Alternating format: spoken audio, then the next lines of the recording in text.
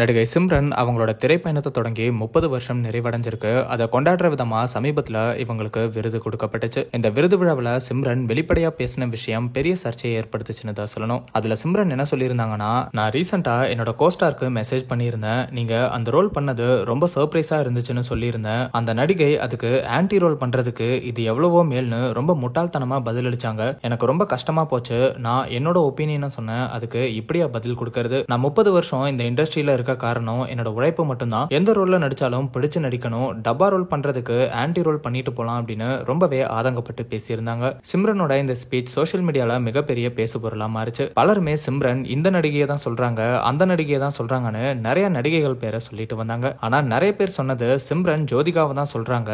ஏன் அப்படின்னா ஜோதிகா டப்பா காட்டல் அப்படிங்கிற வெப் சீரிஸ்ல நடிச்சிருந்தாங்க. மேலும் அதுல தான் ஜோதிகா சிகரெட் பிடிக்கிற மாதிரி எல்லாம் நடிச்சிருக்காங்க. சோ ஜோதிகா இப்படி நடிச்சது ரொம்ப சர்ப்ரைஸா இருந்துச்சுன்னு சொல்ற விதமா தான் சிம்ரன் நீங்க அந்த ரோல்ல நடிச்சது சர்ப்ரைஸா இருந்துச்சுன்னு சொல்லி அதை பாராட்டுற விதமா ஜோதிகாக்கு மெசேஜ் பண்ணிருக்கலாம். அதை தான் சிம்ரனும் மறைமுகமா டப்பா ரோல்னு சொல்லியிருக்கலாம்னு சொல்லிட்டு வந்தாங்க. இன்னும் சிலர் சிம்ரன் நடிகை லைலாவை தான் சொல்றாங்க. ரெண்டு பேருமே சேர்ந்து சப்தம் அப்படிங்கிற படத்துல நடிச்சாங்க.